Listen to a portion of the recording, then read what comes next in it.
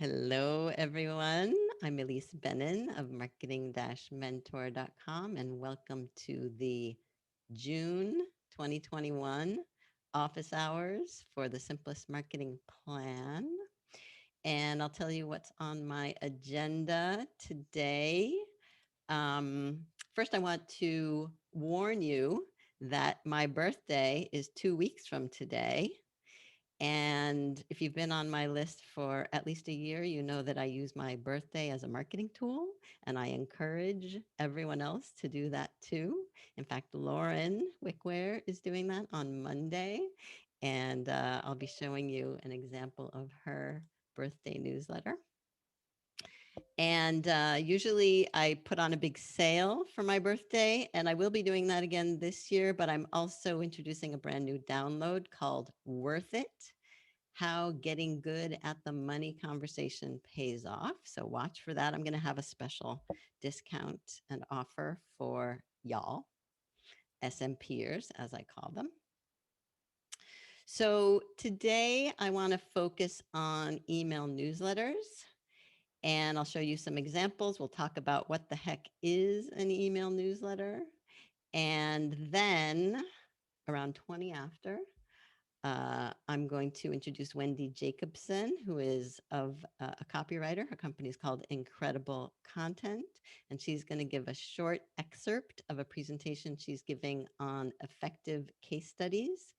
She's doing that for the Creatives Roundtable on June 22nd. And at that exact moment, I will ask Nancy to put the link. Actually, you could put it in there now, Nancy, if you like, for people to sign up if they're interested. So she's going to share some high points of what makes for an effective case study. And then we're going to do some networking at the bottom of the hour. And you can talk about the case studies, the idea behind a case study, email newsletters, or of course, anything else. And if you don't want to do the networking, then just don't join a room. All right. Or you can leave if you want, but we're going to do 15 minutes of networking in small groups. And so that's why you want to have your elevator pitch ready. And then we'll come back at a quarter of, and I'll open the floor. And if people want to say anything, ask anything, that's when it will be time to do that. All right. So that is my agenda. And the best way to ask a question or say something is to unmute yourself or raise your little electronic hand, and then I will call on you. I like to keep this orderly. Any questions so far? All right, good.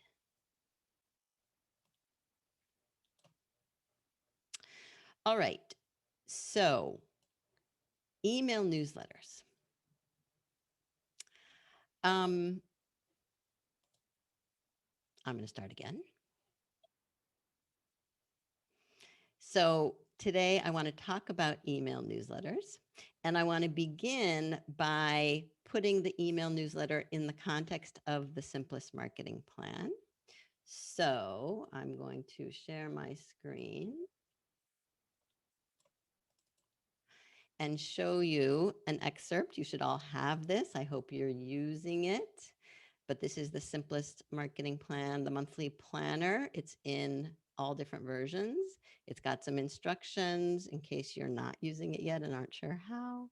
And then you've got 3 pages of the plan 3 times.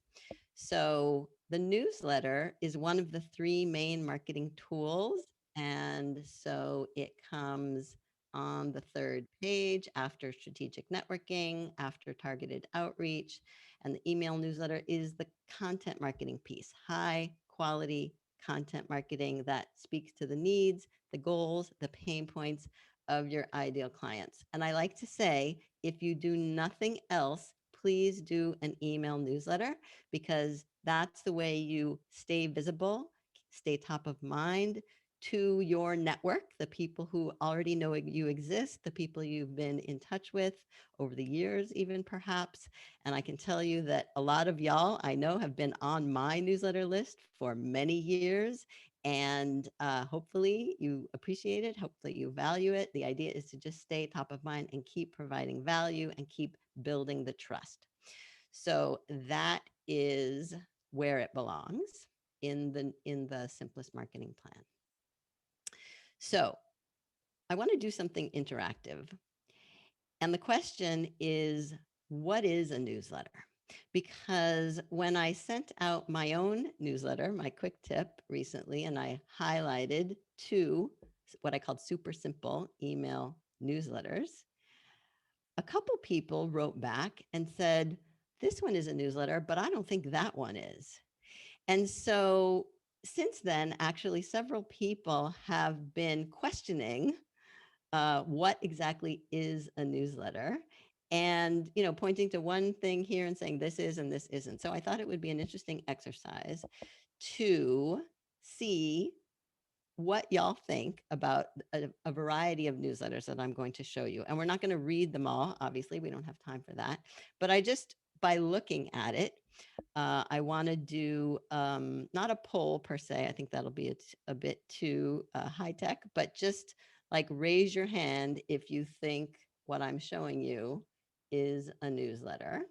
So hold on, I'm going to share my screen again. And we're going to look at these. All right, so can you see this? It's the newsletter from Maria. And let me just pull this so I can see it. Okay, so I'm going to show you a bunch. I'm just going to scroll through them. And I think what I want to do is in the chat, put yes or no. Number 1, yes or no. Number 2, yes or no, if you think it is or isn't a newsletter. Now, she calls it a newsletter. I'm just going to scroll down. This is a designer from Germinate Creative. And basically, she says sharing the goodness that's going on. That's her subject line. And it's essentially a case study of some recent work. So she's got pictures, and then she's got an example of what she did with why it mattered, how we served, the outcome, and then another one for another piece of work, same thing. So a lot of text, a few pictures showing examples, and then talking about an organization that she recently joined.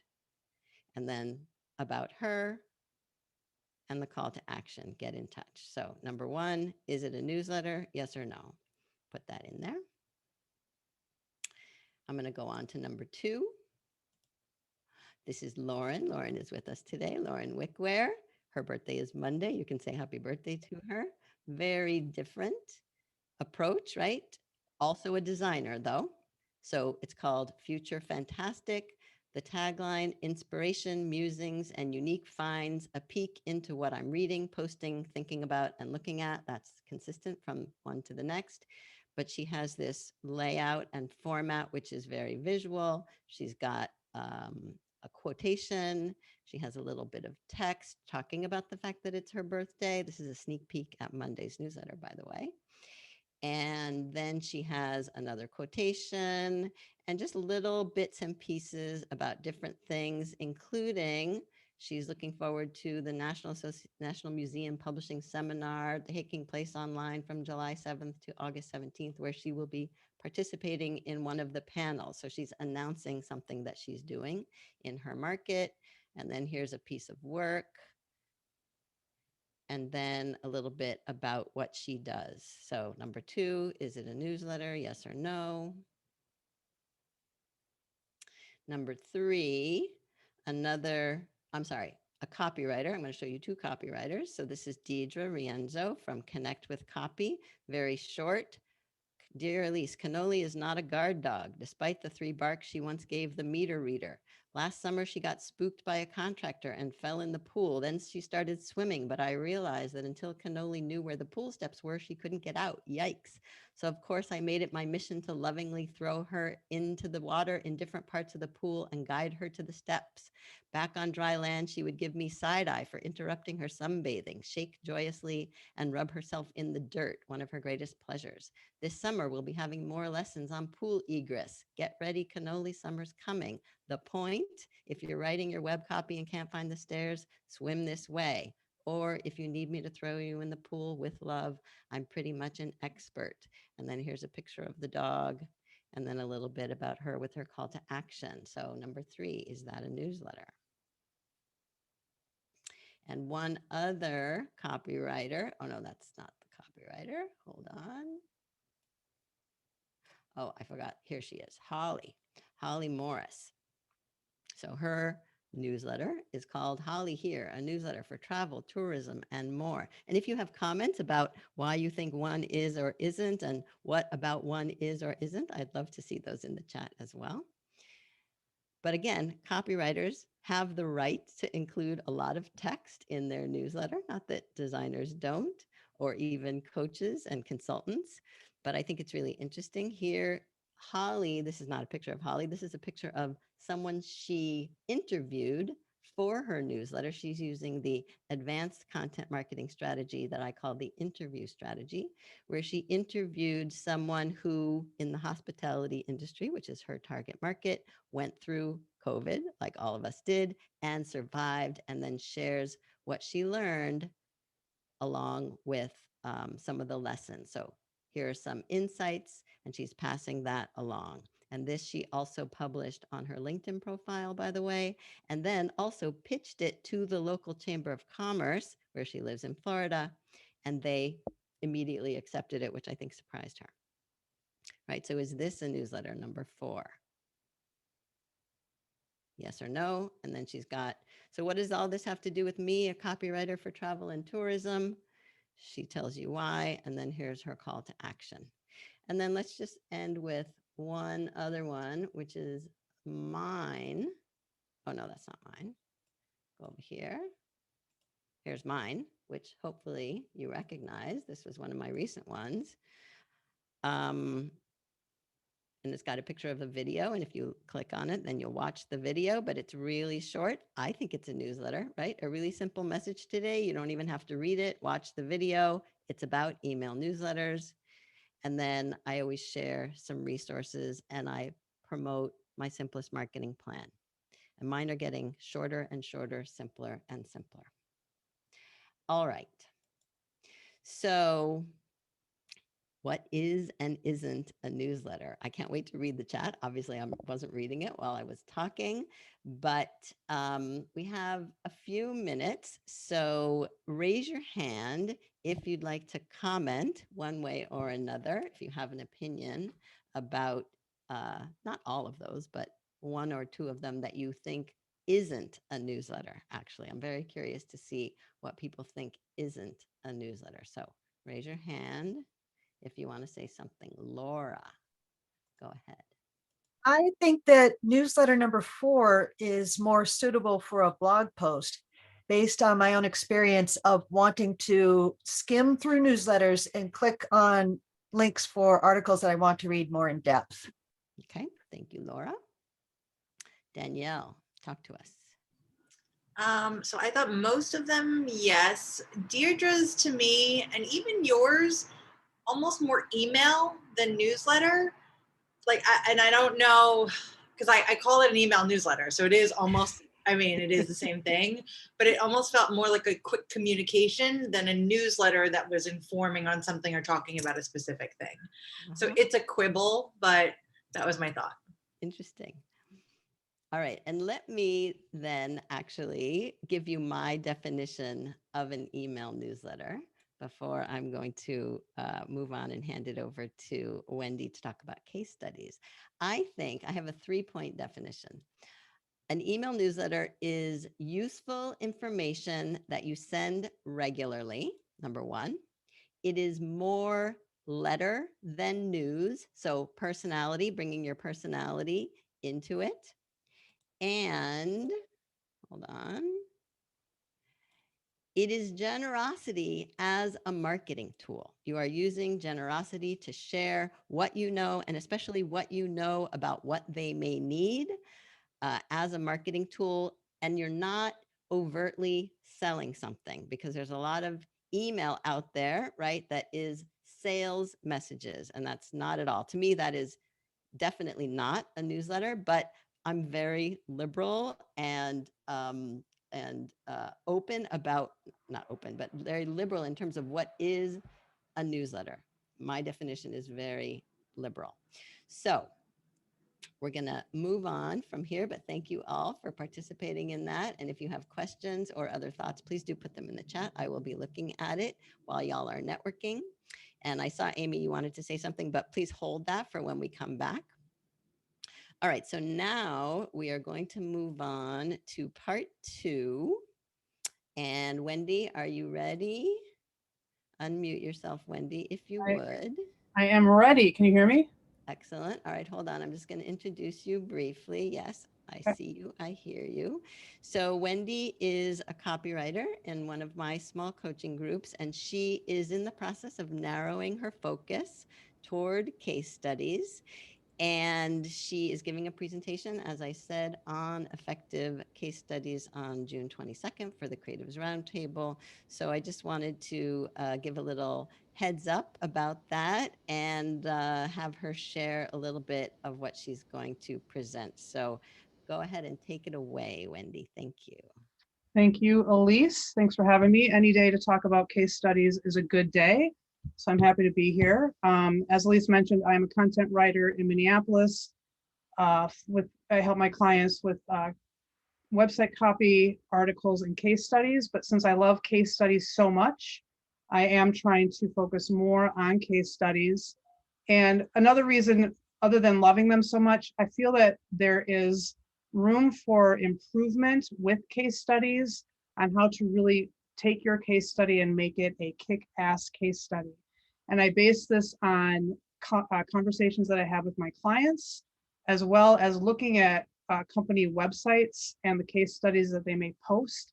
I see that there are things that are missing that should be added to help elevate your case study and really help it stand out. So I'm going to talk about what a couple of those things are today. I'm going to talk for about 5 minutes and I'm going to show you some examples. But just to make sure we're all on the same page, when I'm talking about a case study, I'm talking about a piece of content that demonstrates what you did for your customer. So although you might think it's about you, I like to think of it as more about your customer. So the first thing that I want you to think about having, including in your case study, is input from your customer. You know, when I have conversations with my clients, they'll say, you know, I want you to write a case study. We just finished this really great project. And I say, great, tell me about it. And they say, oh, it was awesome. It was innovative. It was with a really big client. And we're really happy about it. And I say, well, that's fantastic. But what about your customer? How do they feel about it? And my client will say, oh, they're super happy. And then I ask, can I talk to your customer? Because I want to get some information from them. Of course, we want to hear about what you did for them, but I want to understand so that your prospects and customers understand what the challenge was that your customer had that's made them want to seek help, why they chose you over your competition, and what results you were able to help them achieve. Because with that information, you can really craft a strong, powerful case study. So think about it this way, and this is what I tell to my clients, when you are looking at working with a company and they have a case study, would you rather hear about them in a narrative about what they did? So they start off with, we worked with company X. First we did this, then we did this, then we did that, and the customer was happy.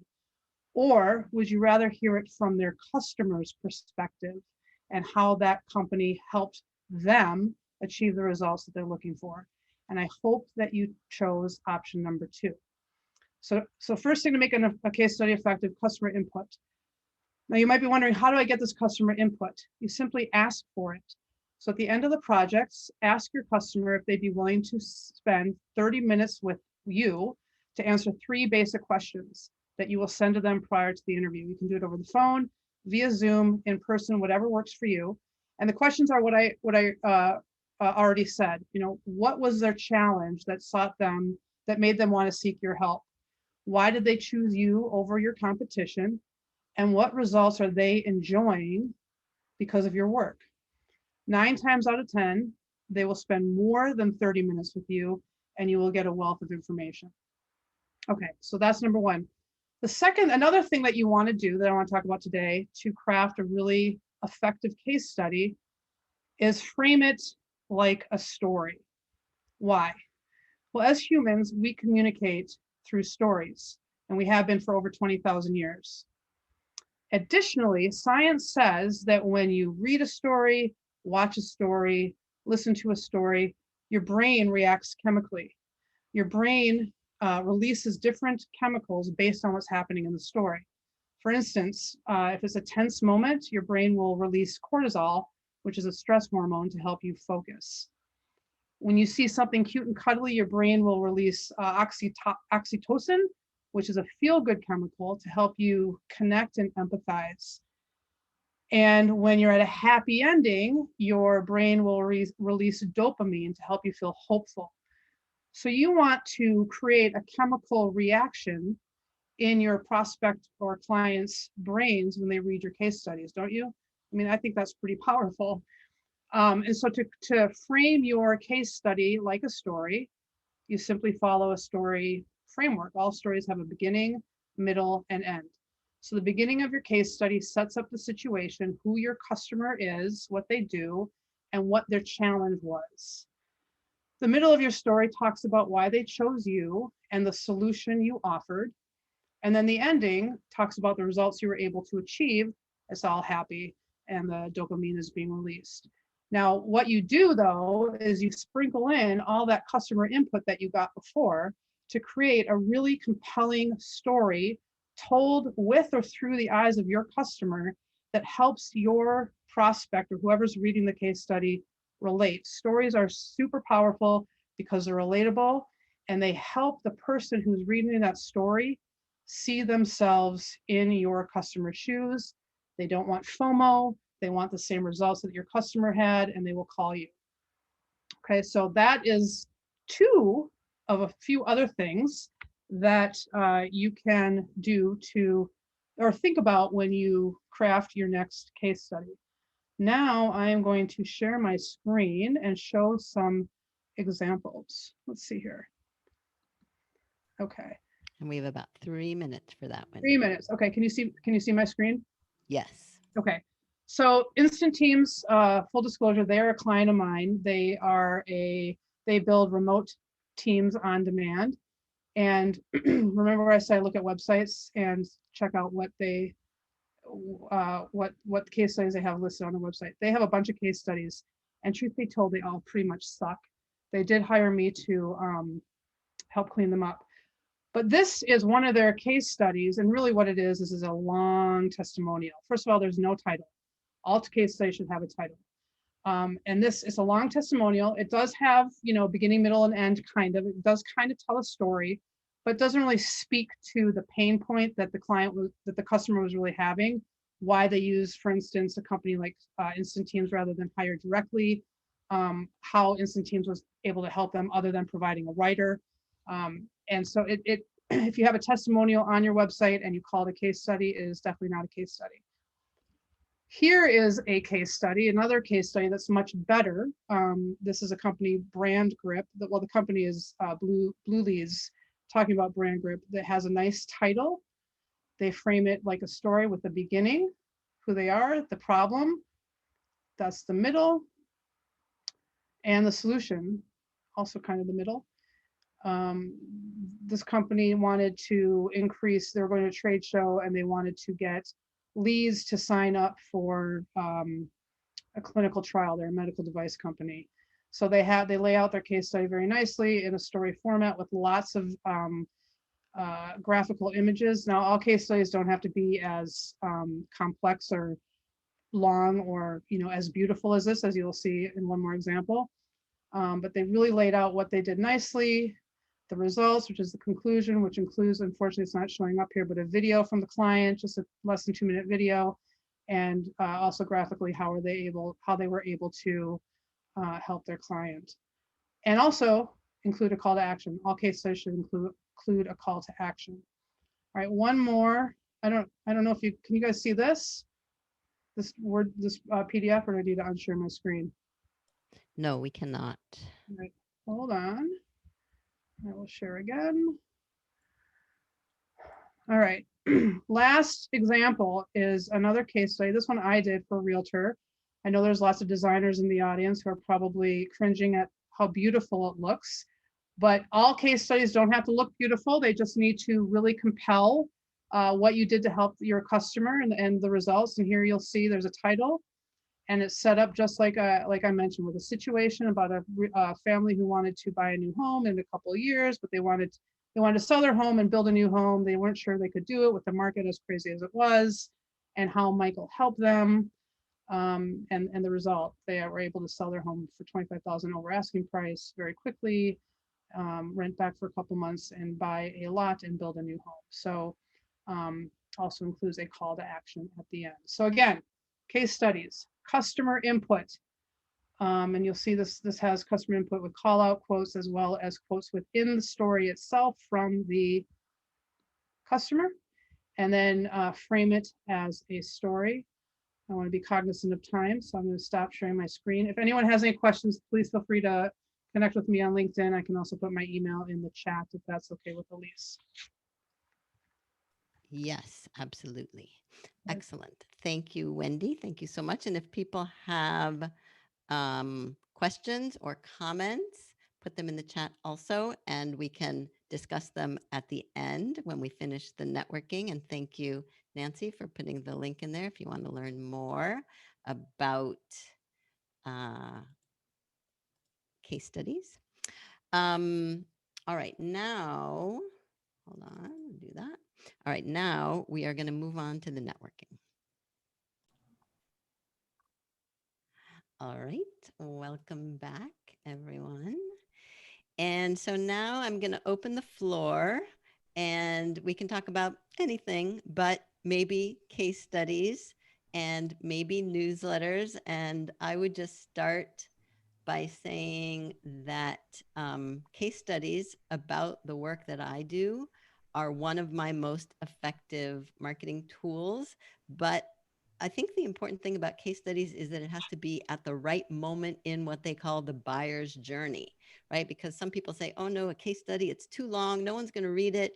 But the reality is, at the moment where they are getting ready to make a decision and gathering as much information as they possibly can so that they make sure that they make the right decision, a case study planted at exactly the right moment or shared at exactly the right moment can be extremely effective.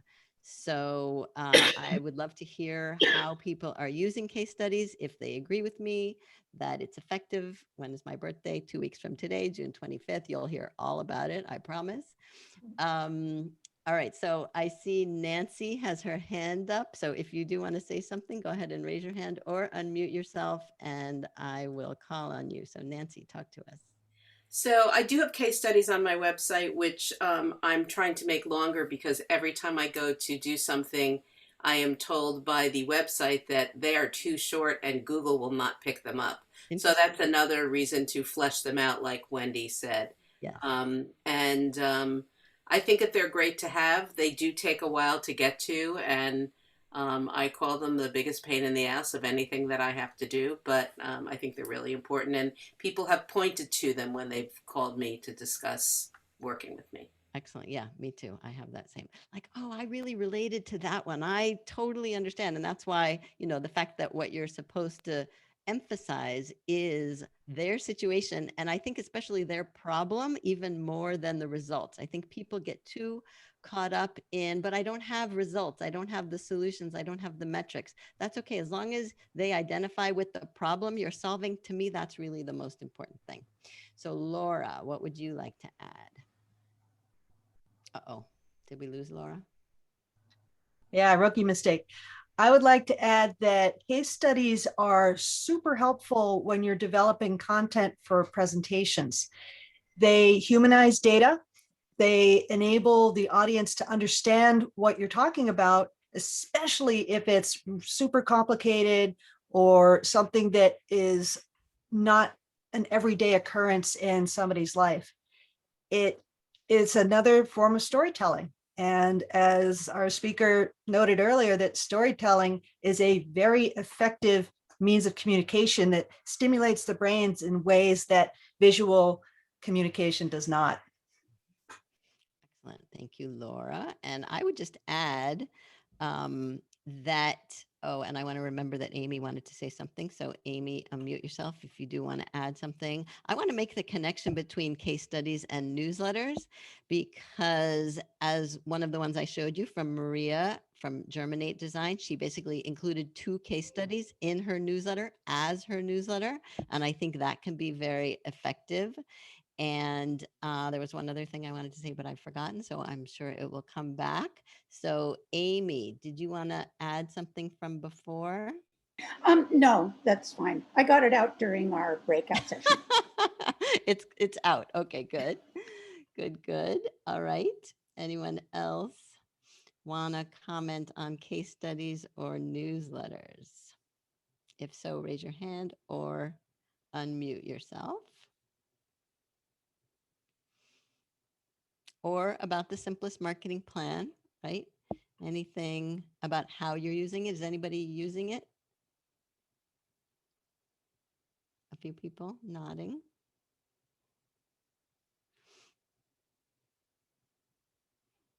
All right. Oh, I know what I wanted to say. Jude, if Jude is still with us, oh, she may have gone. She was asking in the chat, so newsletters have to be pithy? Are they supposed to be pithy? And I wasn't sure how to answer that question, because I wouldn't say it has to be pithy, but to me, it is about, more letter than news. That's the point that Ann Handley makes, and that I agree with, that it is more personality, more kind of bringing yourself. And if you are pithy, then perhaps it can be pithy, but not necessarily. Amy, I see your hand again. I try to write my e-news the same way I write online copy, which is to be skimmed. I use bullets, I use subheads. I want somebody to be able to skim the subheads and know what it's about. When I get long newsletters full of copy, e-newsletters full of copy, because I don't want to spend that much time on it, because there's so many thousands of e-newsletters. And that's what I try to remember when I'm sending mine out. Everybody's getting a bunch. So Right. Yeah, and I mean, often the point I will make about a newsletter is that it doesn't matter what's in it, number one, because the whole point of it is just to pop into someone's inbox on a regular basis so that they know you will be there again, even if they forget to read the thing that you sent most recently, right? To me, it's not all that important. If they read it, I don't care if you delete it. I just want you to know I will be there again, because I'm waiting for the moment, the right moment when you're ready to say, oh, I think I need to talk to her, or I have something that might be a good fit, right? It's just so people don't forget about you. And that is often how I propose that you position it, not will you sign up for my newsletter, or can I put you on my email newsletter list, but I stay in touch with my quick tips so you don't have to remember I exist, right? So I will take the burden off of you of having to remember that I'm out here and available to help you whenever you are ready. That to me is the generosity as a marketing tool and the attitude that I am trying to cultivate and instill in all of y'all.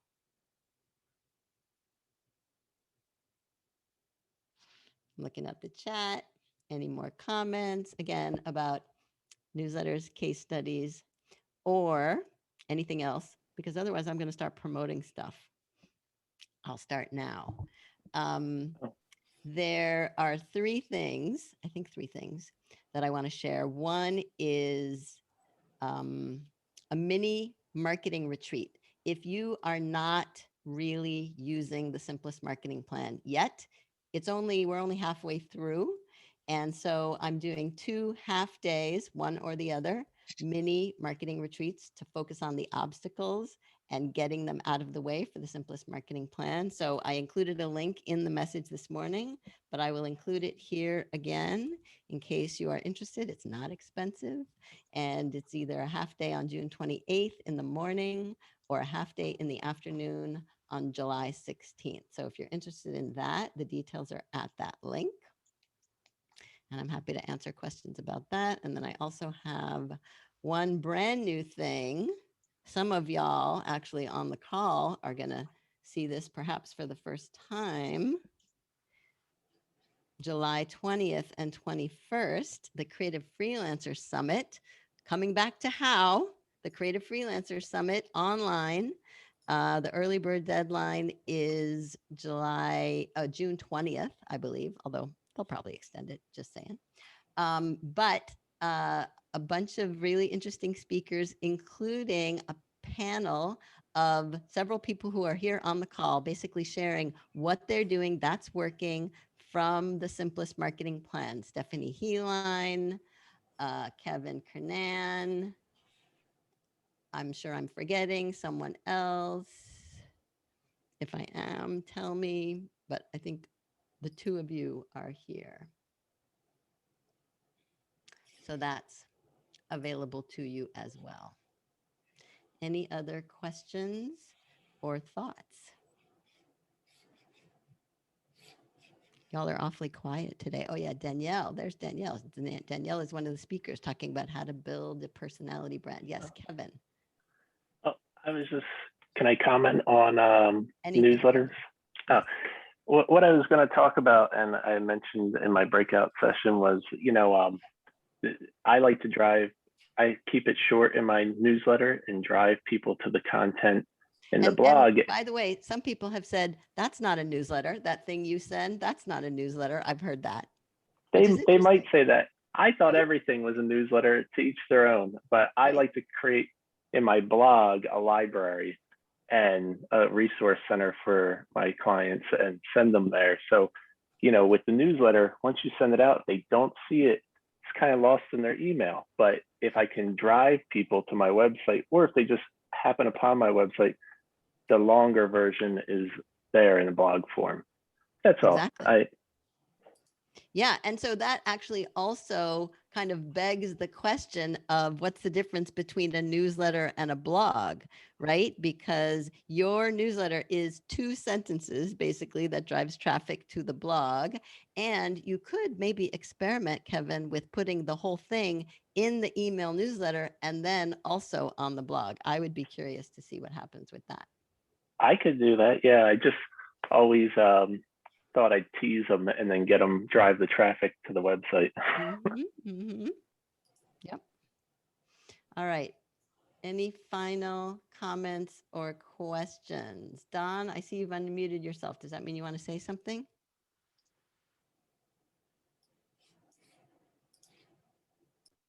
Oh, I was just going to say, how many of us read Elise's email every few weeks? You mean read it? Actually read it? Yeah, read it and click on it. Look at all those hands. Whoa. Well, I guess we're preaching to the choir here, though, right? Yes. A little bit, but thank you, Don. I appreciate that. I mean, I hope you read it. I want you to read it, but if you don't, that's all right.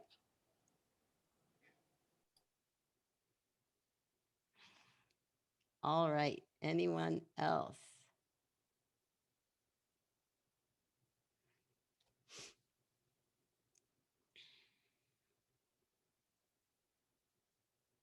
Danielle, can I call on you? Say something?